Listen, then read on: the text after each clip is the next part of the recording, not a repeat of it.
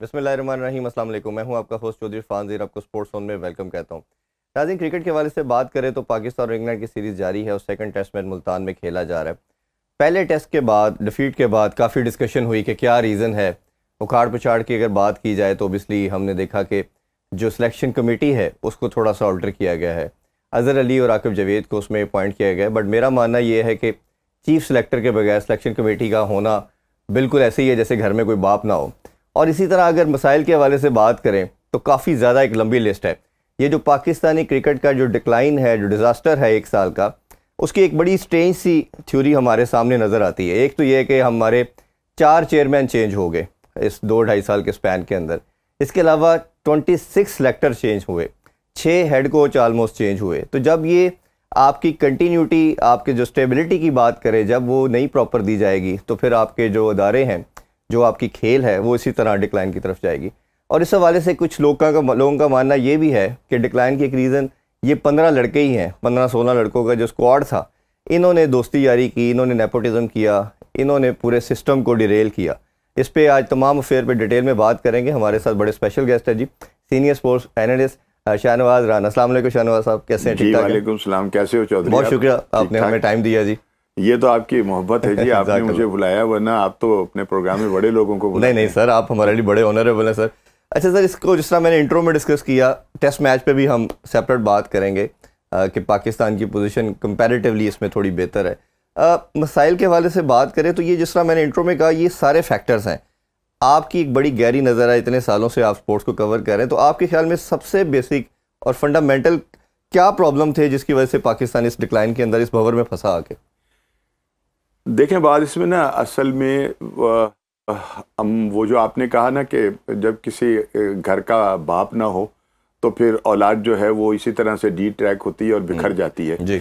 बिल्कुल सेम यही बात है जो आपने कही, और इसका ये बेहतरीन तज्जिया है जो आपने कर दिया कि हमारा जो बोर्ड है ना, उसके पास कोई मजबूत किस्म का ना ऐसा बंदा नहीं मौजूद है या नहीं आया कि जो क्रिकेट के हवाले से जो था वो बड़ा सोच का हामिल हो और बड़ी ऊंची सोच जो है रखता हो।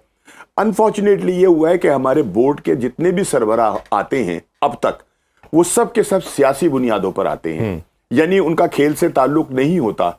क्योंकि बोर्ड के अंदर जो ये जो चुदराहट है ये बड़ी खासी मजबूत है। और साबिका एक वजीर आजम का बयान मुझे याद आ रहा है, उनसे इंटरव्यू करते हुए किसी ने पूछा कि अगर आप वजीर आजम ना होते तो क्या बनना पसंद करते, तो उन्होंने कहा कि मैं जी पीसीबी का चेयरमैन बनना पसंद करूंगा। ठीक है ना? तो अब आप खुद अंदाजा लगा लें कि ये कितना मतलब चार्मिंग और कितना मजेदार किस्म का जो है एक ओहदा है। सो ये है कि यहाँ सियासी बुनियादों के ऊपर जो है वो तकर्रुरी होती रही। जब पीपल्स पार्टी आती है तो फिर ज़का अशरफ आ जाते हैं, जब मुस्लिम लीग होती है तो सेठी साहब आ जाते हैं, जब कोई और मुक़्तदर क़ुव्वत आती है तो फिर कोई और नकवी साहब आते हैं, फिर नकवी साहब भी आ जाते हैं, और मतलब बहुत सारे जर्नल भी आ जाते हैं। काफ़ी एक्स क्रिकेटर से मेरी बात हुई, उन्होंने कहा कि ये जो अनस्टेबल सिस्टम बना हमारा, ये तब तक फिर भी ठीक था 2009 तक 10 तक, जब हमारा प्रेसिडेंट पैटर्न इन चीफ होता था। जब हमने ये प्राइम मिनिस्टर को पैटर्न इन चीफ किया तो क्योंकि पैटर्न चीफ नहीं स्टेबल रहता, वो 2-3 साल के बाद हमेशा उतार दिया जाता है या किसी रीज़न से हटा दिया जाता है। तो इसी वजह से जो आपने जिस तरह बात की कि जब नया आएगा तो वो नीचे अपनी मर्जी का बंदा लाएगा, सही है। तो आपके ख्याल में प्रेसिडेंट पाकिस्तान में 5 साल पूरे करते हैं, तो ये दोबारा प्रेसिडेंट की तरफ चले जाना बेहतर ऑप्शन है? क्या कहते हैं? नहीं, लेकिन जो प्रेसिडेंट है वो तो हॉकी का भी पैटर्न चीफ है जी, ठीक है ना? लेकिन अब पीएम को मैं ये कह रहा हूँ ना कि अगर प्रेसिडेंट के ऊपर ये बात है, यानी प्रेसिडेंट ही अगर इसका वो हो सरबराह, हॉकी में भी पीएम को कर दिया गया ना, वो तो बात की बात है। लेकिन जो डिक्लाइन हुआ है वो प्रेसिडेंट की मौजूदगी में ही हुआ है, ठीक है ना? सो ये है कि इन लोगों से नहीं कुछ, ये तो बेचारे सियासी लोग हैं, इनके तो पहले ही बहुत सारे झगड़े होते हैं, बहुत सारे मसाइल होते हैं। अब आप देख लीजिए ना, नकवी साहब को बना दिया उन्होंने, मेहनती आदमी है और समझदार आदमी है, लेकिन वो क्या करें, वो हुकूमती मामलात को चलाएं या वो बोर्ड को देखें? टाइम ही नहीं उनके लिए। तो इस वक्त जो मौजूदा सूरत हाल है उसके अंदर वो तो बेचारे कभी मौलाना साहब की मिन्नत करने जा रहे होते हैं, तो कभी जरदारी साहब के चरणों में बैठे होते हैं, कभी वजीर आजम को मतलब फेस कर रहे होते हैं। उनका तो ध्यान क्रिकेट की तरफ इतना नहीं है। इसमें तो एक फुल टाइम किस्म का जो है ना आपका वो चेयरमैन होना चाहिए पीसीबी का, जो अभी नहीं है। एक और मैं आपसे जरूर जानना चाहूंगा, एक डिबेट ये भी बहुत होती है और ये ज्यादा इसने जिसे कहना चाहिए तकवीयत पकड़ी जब रमीज़ राजा बने, तो काफ़ी लोगों का मानना है कि क्रिकेटर की डोमेन है, उनका स्टांस, रमीज़ भाई तो अक्सर कहते हैं कि जी पाकिस्तान में ये हमारी डोमेन है, हमें करना है, ये कहाँ से आ जाते हैं ये सारे जो एक्सपर्ट आते हैं तो ये आके फिर हमारा उखाड़ पुछाड़ करके चले जाते हैं। तो आपका क्या टेक है कि जिसकी एडमिनिस्ट्रेशन तगड़ी है उसको देना चाहिए, या वाकई जिसका क्रिकेटर का जिसका काम है वो एडमिनिस्ट्रेशन भी सीख ही जाता है और वो चला सकता है? देखिए जी, इसमें दोनों चीज़ें हैं। खाली एक बेहतरीन एडमिनिस्ट्रेटर जो है वो बहुत अच्छे काम नहीं कर सकता, ठीक है ना, अगर उसको अपने इदारे के हवाले से कुछ सूझबूझ ना हो तो। और अगर कोई बहुत अच्छा, जिस तरह कहते हैं ना कि एक अच्छा क्रिकेटर एक अच्छा कप्तान भी नहीं होता, ये जरूरी नहीं है कि कोई अगर बहुत अच्छा क्रिकेटर है तो वो बहुत अच्छा कप्तान भी होगा। भाई कप्तान के लिए एक अलग से माइंड सेट होता है, एक अलग चीज होती है, एक अलग जरासीम होते हैं। इसी तरह ये यहाँ पर भी है कि एडमिनिस्ट्रेशन जो है वो बिल्कुल है, वो एक मतलब उसका जुज़्वे अव्वल है, लेकिन अगर उसको अपने मामलात के मसाइल नहीं पता होंगे तो एडमिनिस्ट्रेशन बिल्कुल ठुस हो जाती है, बिल्कुल सही, फिर खत्म हो जाती है वो। आपको जब ये पता ही नहीं है कि मर्ज क्या है तो किसी डॉक्टर को वो क्या इलाज करेगा वो, ठीक है ना। गुर्दों का दर्द हो रहा और वो घुटनों की दवाइयां देता रहे डॉक्टर, तो फिर क्या बनेगा उस मरीज का, उसका तो बेड़ा गर्क होकर रह जाएगा। बिल्कुल इसी तरह से यहां पर सूरत हाल है कि अगर आप एडमिनिस्ट्रेटर बहुत अच्छे हैं तो आपको अपने जो आपका शोबा है उसके मसाइल का भी इल्म होना चाहिए, उनको कैसे करना है, फिर जाके कहीं बात होती है। और अगर आपको मसाइल पता है और एडमिनिस्ट्रेशन आपकी कमजोर है, आपने सारे नहले बिठाए हुए हों और जिनको आप लंबी लंबी तनख्वाहें दे रहे हो, कोई किसी का भांजा है, कोई किसी का भतीजा है, कोई किसी का दोस्त है, कोई किसी का मामा है, कोई किसी का चाचा है, फिर कुछ नहीं होता, ठीक है ना। अगर तो इतनी बड़ी बड़ी तनख्वाह लेने वाले वहां बैठे हुए हैं बोर्ड के अंदर, तो फिर उनको काम की भी कोई थोड़ी सी तमीज होनी चाहिए। ये जो डिक्लाइन आया है क्रिकेट के ऊपर, ये खाली प्लेयर्स की वजह से नहीं आया, ऊपर जो लोग बैठे हुए हैं जिनको ये सारा मैनेज करना था, ये उनकी वजह से भी आया। जब देखे ना आपका बच्चा बिगड़ा हुआ है, आपको पता है कि यार मेरा बच्चा रात को ना 2-2, 3-3 बजे घर में घुस रहा है, ठीक है ना, उसकी जो चाल चलन है उसके अंदर फर्क आ रहा है और आप उस पर कुछ भी नहीं कर सके, आप उसको रोक ही नहीं पा रहे हैं कि वो ऐसा करे, तो फिर कसूर जो है ना वो बच्चे से कहीं ज्यादा आपका हो जाएगा। अच्छा सर, मेरी कोशिश है कि आज सारे एस्पेक्ट के ऊपर बात करें और आपकी राय ली जाए।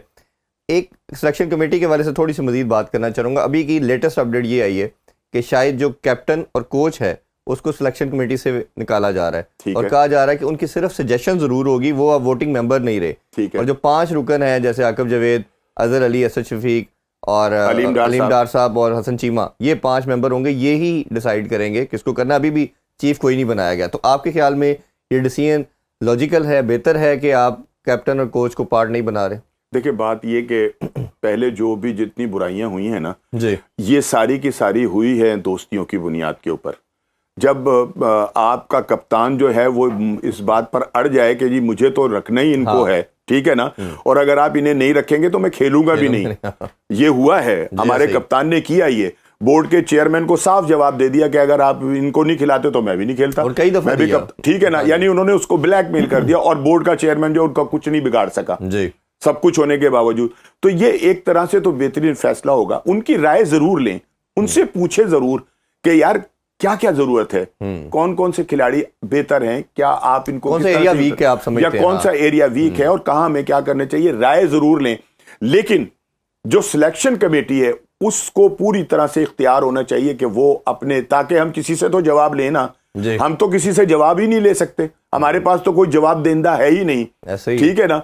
तो जिससे भी बात करते हैं वो कहता है उसने किया, उससे पूछो तो उसने किया। बात ये कि फिर हमारे पास कोई ना कोई जवाब देने वाला तो होगा। बिल्कुल ठीक। तो ये किसी हद तक तो दुरुस्त है, लेकिन मेरा ख्याल है कि कप्तान की और कोच की इनपुट होनी चाहिए। बिल्कुल ऐसे। अच्छा, एक बड़ा अनफॉर्चुनेट ये डिक्लाइन के अंदर जो हमने फैक्टर देखा कि एक साल लास्ट एशिया कप से हमारी ये डिजास्टर शुरू होता है, उससे पहले कुछ दिन के लिए हम नंबर 1 भी रहे ओडीआई के अंदर जी। जो सबसे बड़ा प्रॉब्लम जो था, टेस्ट में भी हम रहे 2-4 दिन और अभी लास्ट ईयर तो हम ओडीआई में भी ज़का अशरफ के टाइम पे, हम सिटी साहब के टाइम में भी रहे और ज़का अशरफ साहब के टाइम में भी नंबर 1 रहे। असल जो प्रॉब्लम आया, जो मैंने बड़ा क्लोजली इन लड़कों को देखा भी और कुछ सोर्सेज हमारे भी होते हैं, कप्तानी की जंग थी। और कप्तानी की जंग के अंदर ये 4 साल एक दूसरे को ये लड़के जान देते रहे, एक दूसरे के लिए डिफेंड करते रहे, हैशटैग चलते रहे, सोचना भी मना है। और जैसे अफगानिस्तान की सीरीज में जब शदाब को बनाया तो शदाब नहीं कह दिया, देखा आपने प्लेयरों को बिठाया तो हम हार गए हैं, ये हमारी वैल्यू है, हमें उनको लाना पड़ेगा, वही सब कुछ है। तो इस कैलिबर की दोस्ती थी इनकी यहाँ इतनी गहरी। अब वो जब आपस में टूट फूट हुई और एक दूसरे के साथ इनके जो फ्यूड शुरू हुए, पहले तो शाहीन और बाबर थे, बट ग्रेजुअली उसमें रिजवान का भी रोल आता है, फिर रिजवान जो है वो बीच में बड़ी माफी के साथ शुद्ध नहीं होती जी। अब वो उन्होंने, अब क्योंकि ये बोर्ड जानता है कि कहीं ना कहीं रिजवान का ये रोल रहा है और उसने रिजवान ने कहीं पैचअप नहीं किया लड़कों को, जब क्योंकि दोनों बड़े क्लोज थे। शाहीन भी टीम में सबसे ज़्यादा रिजवान की सुनता था, बाबर भी सिर्फ इसी से बात करता था। तो अब जो वाइट बॉल के मैं हवाले से जानना चाह रहा हूँ, अब जैसे कप्तानी के, और मुझे लगता है कि वाइट बॉल वाला कैप्टन ग्रेजुअली टेस्ट में भी आएगा रेड बॉल में, तो कौन सा ऐसा प्लेयर है जो आपकी नज़र में आता है कि ये एक आइडियल कैंडिडेट है? क्योंकि मेरा मानना ये है कि हमारा एशियन, साउथ एशियन खासतौर जो कम्युनिटी है उसमें एक कैप्टन ही चलता है, 2-3 शायद ये वर्केबल नहीं होगा। तो आपका क्या सर ओपिनियन है? देखिए, बात ये कि जो मौजूदा टीम है, अगर इसमें देखते हैं तो जो एक ताकतवर कैंडिडेट नज़र आता है आपको, तो वो तो रिजवान ही है जी। ठीक है ना। तो बाकी ये जो आपने बात की कि वाइट बॉल का अलहदा और रेड बॉल का जो है वो अलहदा हो, असल में पूरी दुनिया की आप क्रिकेट को देखोगे ना चौधरी, तो आपको नजर आएगा ये कि वो जो फ्यूचर का कैप्टन होता है ना, उसको मौजूदा कैप्टन के साथ रखते हैं और उसको सिखाते हैं, उसे बताते हैं कि भाई कैप्टनसी जो है वो कैसे होती है, क्या क्या दाव पेच होते हैं, कितना जहन को मजबूत रखना पड़ता है, आपकी बॉडी लैंग्वेज जो है वो क्या होनी चाहिए। ठीक है ना, ये सारी चीजें सिखाई जाती हैं। अनफॉर्चुनेटली हमारे यहाँ ये तो है ही नहीं। हम कप्तान डंग टपाऊ, मतलब वक्ती तौर के ऊपर नजरिए जरूरत के तहत कप्तान बनते हैं यहाँ पर। ठीक है ना। तो अगर आप ये समझते हैं, सरफराज के टाइम में तो सर, माजरत आपकी बात कर रहा हूँ, नजरिया जरूरत भी नहीं था, टीम जीत रही थी, 2 साल से T20 में नंबर 1 थे, आप चैंपियन ट्रॉफी जीती हुई थी। और मैं तो उसको क्राइम का वर्ड यूज करता हूँ कि पाकिस्तान क्रिकेट के साथ सरफराज को हटा के क्राइम किया जिन लोगों ने ये किया। नहीं, सरफराज ने कभी तो हटना था ना, लेकिन ये टाइम था ना। लेकिन सरफराज की मौजूदगी में, मैं वही तो कह रहा हूं ना, आप उसी तरफ मुझे ले आए कि सरफराज की मौजूदगी में जो एक कामयाब कप्तान है अब तक, अगर आप उसके तमाम वो निकालें आदाद-ओ-शुमार, तो बेहतरीन कप्तानों में से एक कप्तान जो है वो सरफराज है, जिसकी जीत का तसलसल ज्यादा है। ठीक है ना। उसकी मौजूदगी में अगर बाबर को ही कप्तान बनाना था तो उसको ये कहकर बनाते कि इससे सीखो। बिल्कुल सही है। ठीक है ना। बाकायदा ग्रूमिंग होती है कप्तान की, बोलने का सलीका सिखाया जाता है, चलने फिरने का सलीका सिखाया जाता है, उसके एटीट्यूड को बनाया जाता है, तब कप्तान जो है वो बनता है। अब हमने जो है ना कप्तान बस ऐसे ही, मतलब एक तो हमारा जो प्लेयर पावर है ना वो नहीं खत्म हो पा रहा। जो तगड़े चौधरी हैं वो कप्तान बन जाते हैं, डंडी पट्टी कप्तान बन जाते हैं। हालांकि चाहे वो देखें, बाबर बहुत अच्छा खिलाड़ी है, इसमें कोई शक नहीं। ठीक है ना।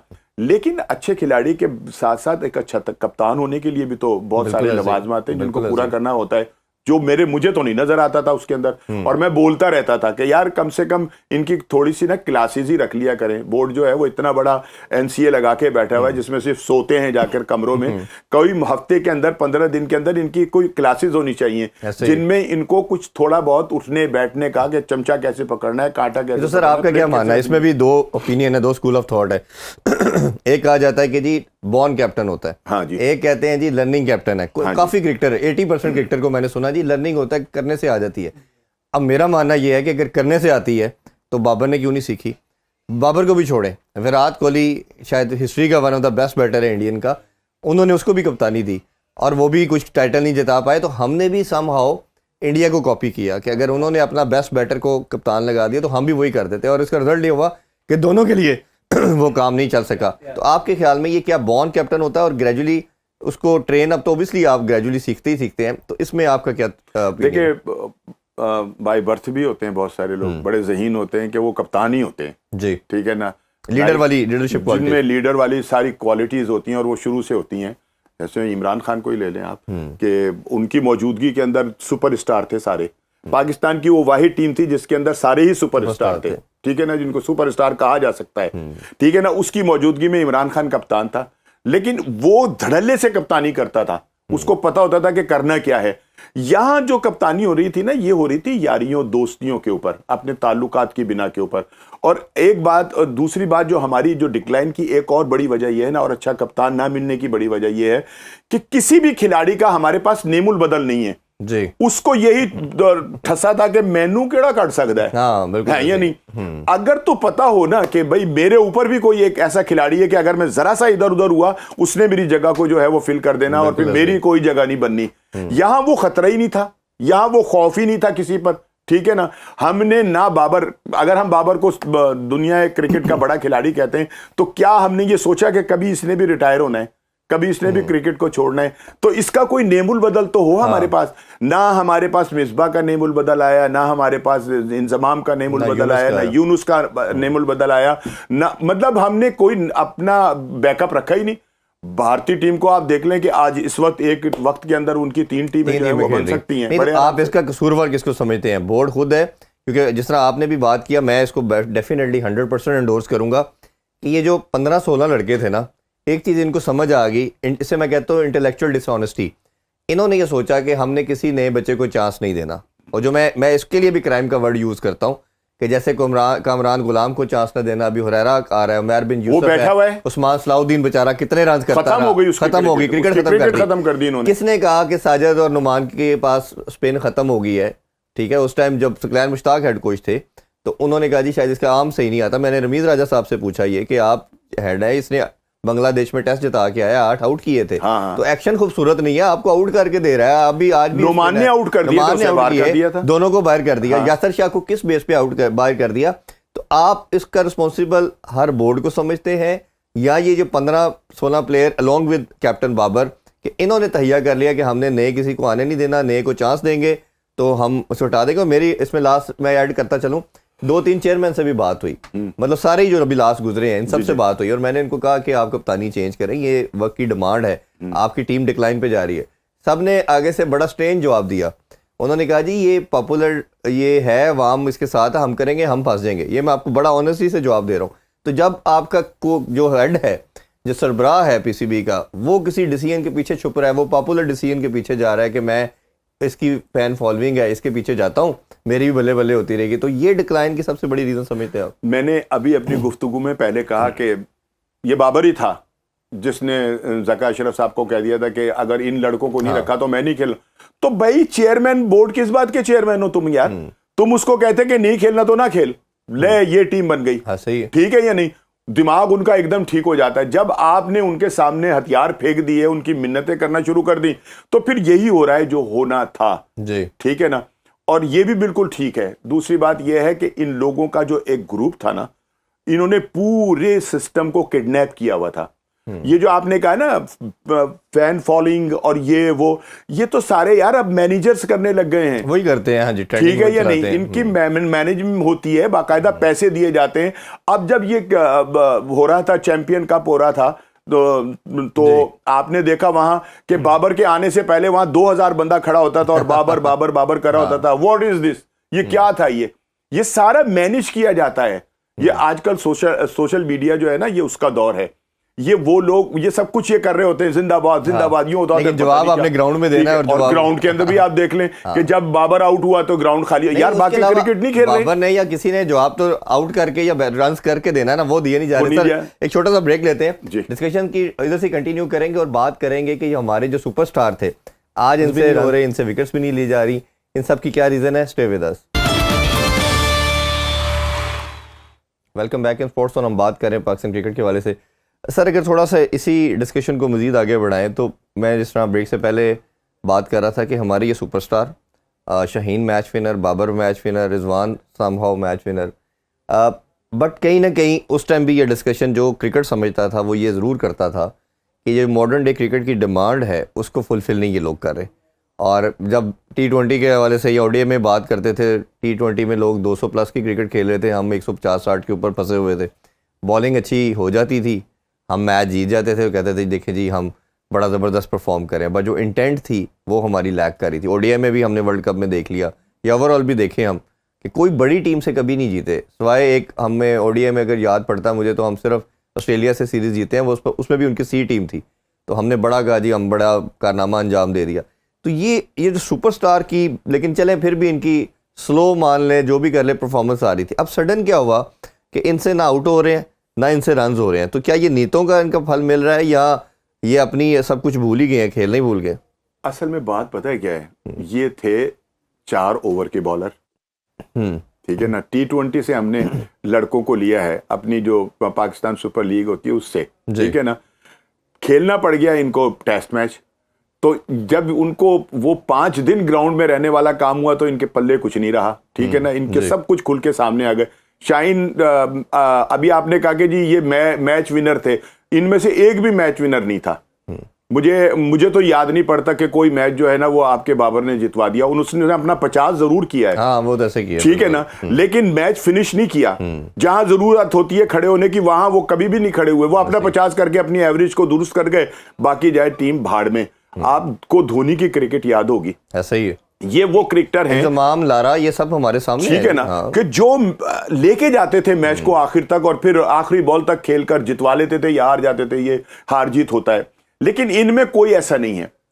अनफॉर्चुनेटली ये 4 ओवर कराने के सुपरस्टार हैं, ठीक है ना, और वो भी अब 130 और 129 इनकी स्पीड रह गई है, ठीक है। यानी इसी ठुस विकेट के ऊपर जिसको कह रहे थे जो अभी पहला मैच हम हारे हैं कि ये विकेट जो है ना ये तो बॉलर के लिए कुछ नहीं, उसी विकेट के ऊपर 150 147 148 से बॉल जो है वो इंग्लैंड के बॉलर्स ने की है, ठीक है ना। और अभी तो उनके 3 सुपरस्टार बॉलर शामिल ही नहीं थे, आई नहीं वो।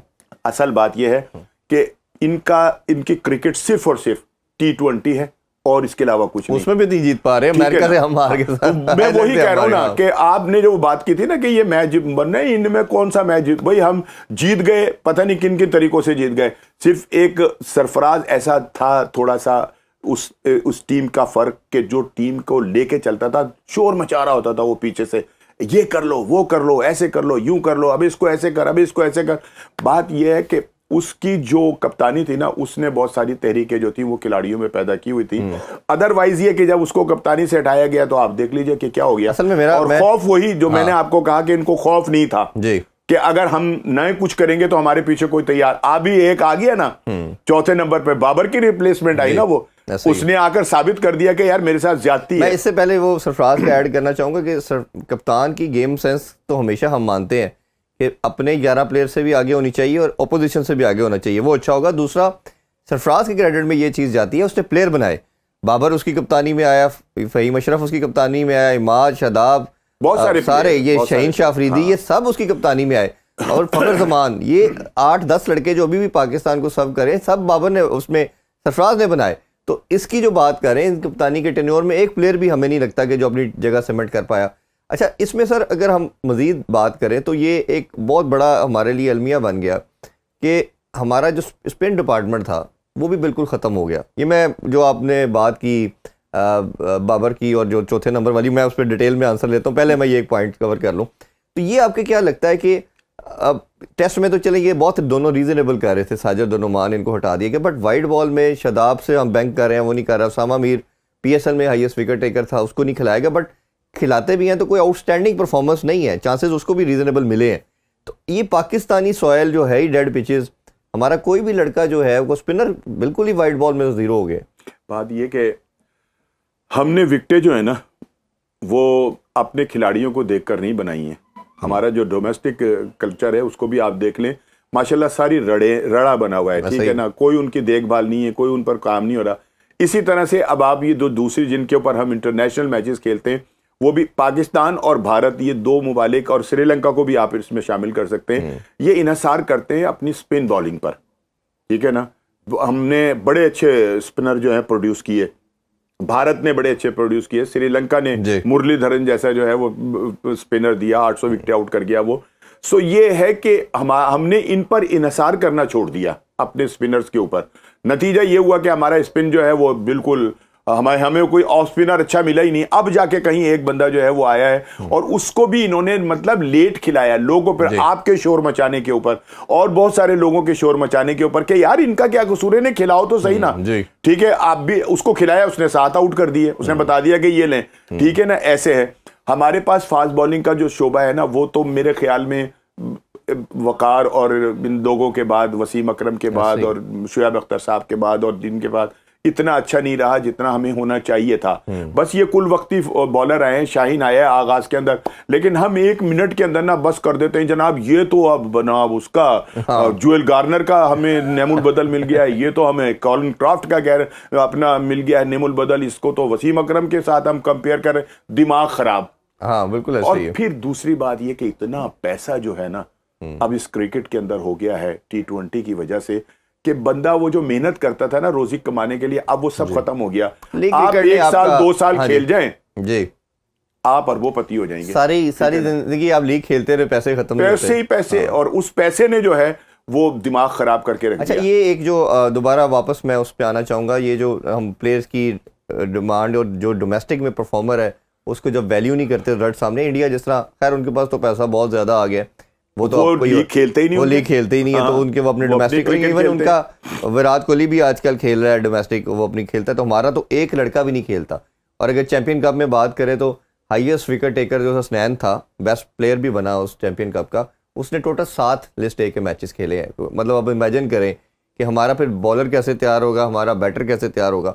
तो आप क्या समझते हैं कि ये तमाम लड़कों को जब तक ये मैंडेटरी नहीं किया जाएगा, जिस तरह वसीम वकार के या इंजमाम के टाइम पे ये जैसे इंटरनेशनल से फ्री होते थे डोमेस्टिक में आके खेलते थे और उसी तरह का कंपटीशन आपस में रहता था, जब तक ये नहीं करेंगे क्रिकेट बेहतर नहीं होगी। देखिए बात ये कि जब हम बहुत दुनिया के अंदर हमारे प्लेयर माने जाते थे ना, तो उसकी बुनियादी वजह हमारी जो थी डोमेस्टिक क्रिकेट थी ना, वो थी।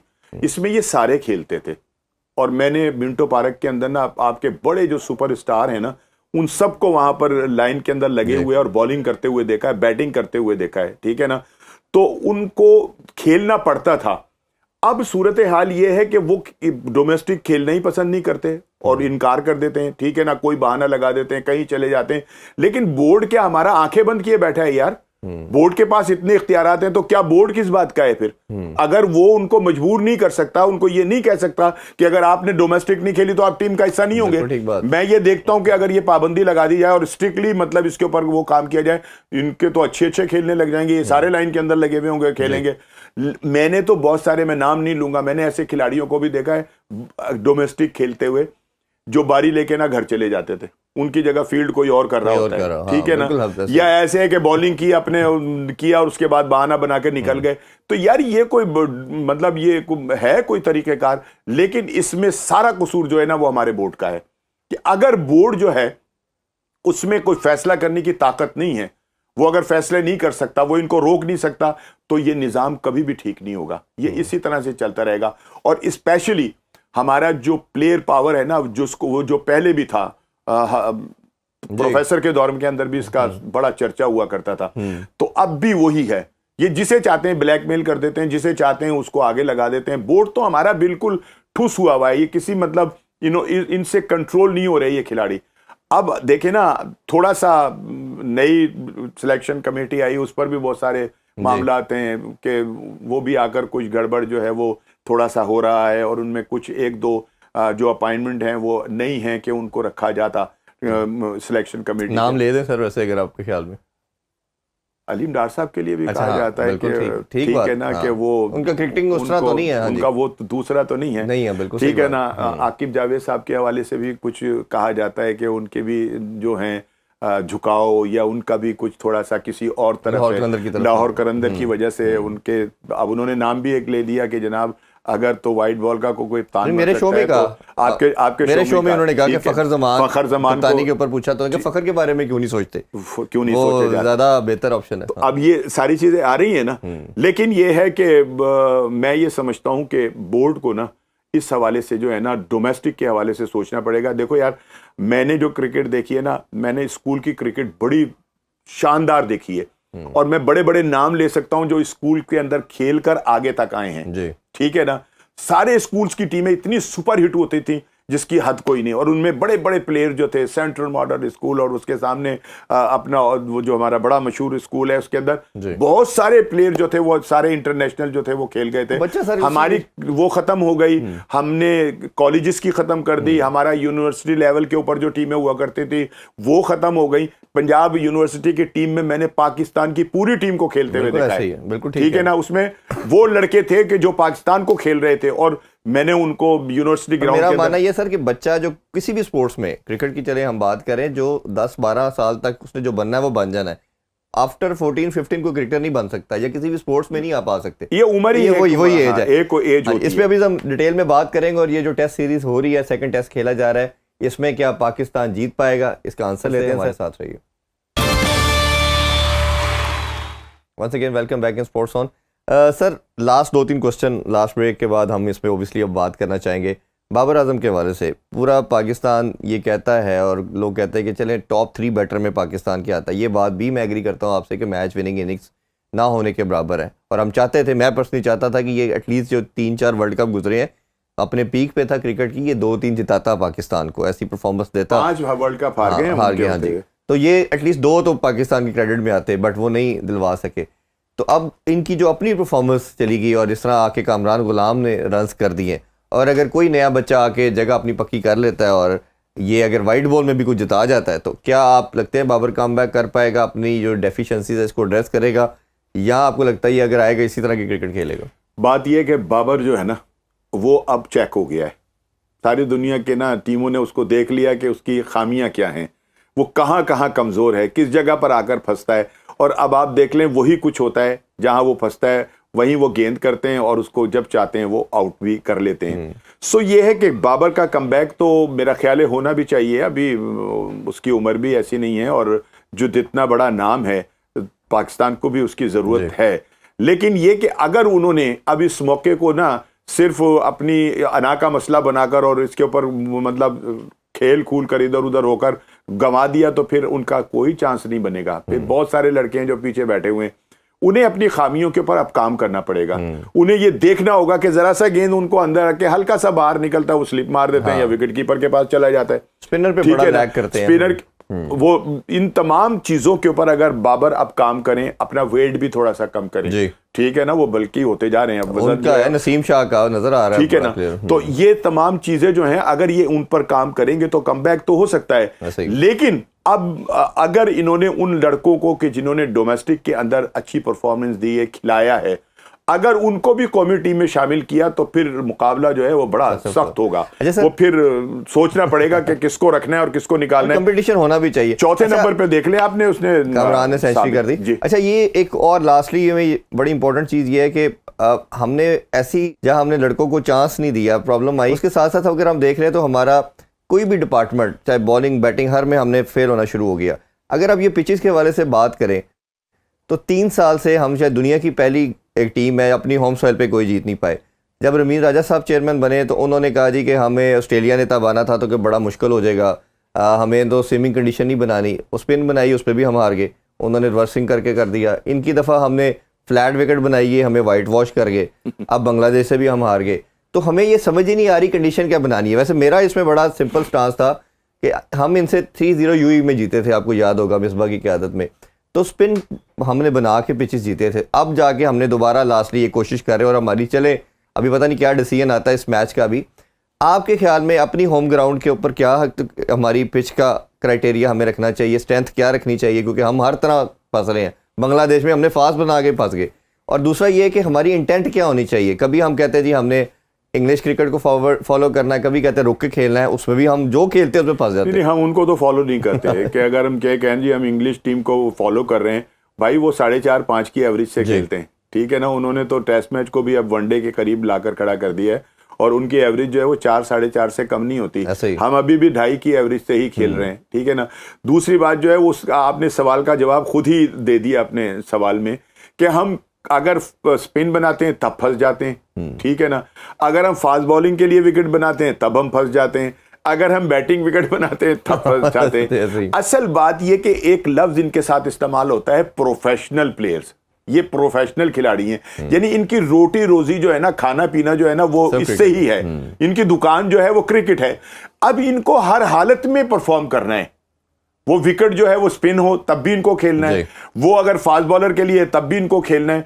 हम जो है ना हर तरह से फंस जाते हैं और उसकी एक बुनियादी वजह जो है ना हमारा माइंडसेट होता है कि हम पहले से ही जो है वो डिफेंस के तरफ जो है वो सोच रहे होते हैं, जीत की तरफ नहीं सोच रहे होते। अब भी आप देख लीजिए कि हमने 7 बैट्समैन जो है वो खिलाए, ठीक है ना, हमने एक स्पिनर खिलाया, वो बेचारा बीमार हो गया, उसको बुखार हो गया, तो हमारी तो स्पिन जो है वो फिर कहीं अब उल्टा कर लिया, अब 3 स्पिनर खिला लिए और एक मीडियम पेसर खिला दिया हमने, मीडियम पेसर खिला लिया, अब उसको उलट कर दिया, ठीक है ना। हालांकि इसके साथ एक हमजा को खिला देना चाहिए, जरूर होना चाहिए, मीर हमजा को खिलाना। एक देख लेना उनका बॉलर, उसने भी एक आउट किया, 2 आउट किए, उन्होंने 2 आउट, इवन वो अनलकी भी रहे हैं, उनके बॉलर देखे वो बॉल बीट भी करते रहे हैं, बाउंसर भी करते रहे, सारा कुछ होता रहा है। अच्छा, दूसरी बात एक और ये कि इनका जो अब देखना, आपने ग्लेस्पी को लाके बिठा दिया, यार जब विकेटें जो हमने देखा है, जो मैंने वकार को, इनको सबको बॉलिंग करते देखा है, इतनी ही डेड विकेटों के ऊपर भी मैच खेलते हुए देखा है, लेकिन वो करते क्या थे, वो अपने यॉर्कर और अपने बाउंसर से जो स्विंग से बॉल पुराना करके तो आउट कर देते, ठीक है ना, नहीं बाउंसर और यॉर्कर। यहां पर तो आप मरी हुई विकेट के ऊपर, शीशा विकेट के ऊपर जनाब अली गुड लेंथ के ऊपर गेंद रख के निकाल रहे, फिर इतने बड़े बड़े गैप आपने दे दिए हैं, ठीक है ना, वो जहां चाह रहे हैं खेल रहे हैं। हमारे किसी बॉलर ने ना बाउंसर किए ना यॉर्कर किया, ये दो ही हथियार होते हैं इस तरह की डेड विकेटों के ऊपर, तो वो इस्तेमाल ही नहीं हुए।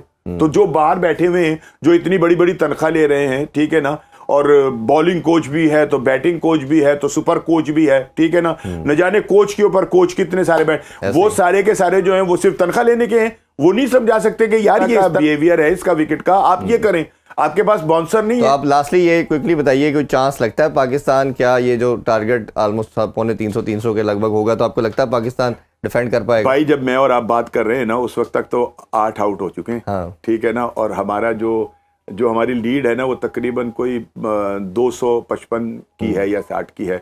तो मैं ये समझता हूँ कि मुझे तो फिर बादल जो है ना वो बड़े गहरे नजर आ रहे हैं शिकस्त के आते हुए। अच्छा। और अगर ये कोई 300 के करीब चले जाते तो फिर मैं सोचता हूँ, अभी वैसे 2 खिलाड़ी खेल रहे हैं और उनमें सलमान जो है वो उसके ऊपर पूरा एतमाद किया जा सकता है, बड़ी अच्छी बैटिंग कर रहे हैं, तो नतीजा तो निकलेगा कुछ भी, हाँ वो तो ऑब्वियसली, हाँ जी है या नहीं, वो इंग्लैंड जीत जाए या पाकिस्तान जीत जाए, लेकिन नतीजा जो है वो बज़ाहिर नजर आ रहा है। जिस तरह वो क्रिकेट खेलते हैं शायद वो डे तक कल जिस तरह से साजिद ने बॉल की है या नुमान ने बॉलिंग की है, मेरा ख्याल है अगर सेकंड इनिंग के अंदर भी वो इस तरह कर गए तो जीतने के चांसेस तो नजर आ रहे हैं, लेकिन हारने के चांसेस भी जो है वो उतने ही नजर आ रहे नहीं है, वो भी उतने ही हैं। चलिए सर, बहुत बहुत शुक्रिया आपका, बड़ा मजा आया आपसे बात करके, और मेरा ख्याल है हमारे फैंस को भी बहुत कुछ सीखने का मौका मिला होगा। इंशाल्लाह फ्यूचर में आपको दोबारा ज़हमत देंगे।